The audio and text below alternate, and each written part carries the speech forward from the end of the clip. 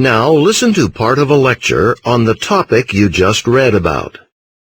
The evidence that the lines in the Sinosauropteryx fossil represent feathers is very strong. The arguments of the critics are unconvincing. First, it's unlikely that the lines are a result of the decomposition of the dinosaur's skin, because we don't see any such decomposition in the fossils of other animals buried at the same site.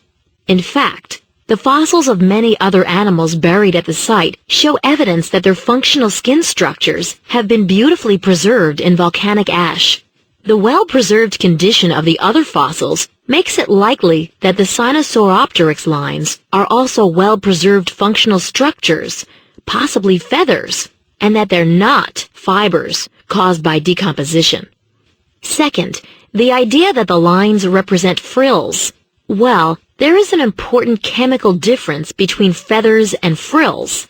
Feathers contain a great deal of a protein called beta-carotene. Frills, on the other hand, do not contain beta-carotene. Our chemical analyses suggest that the Sinosauropteryx structures did contain beta-carotene.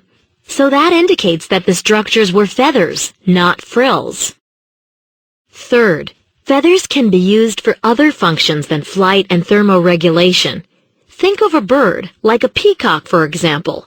The peacock has long, colorful feathers in its tail, and it displays its tail in order to attract a mate. That's a distinct function of feathers called the display function.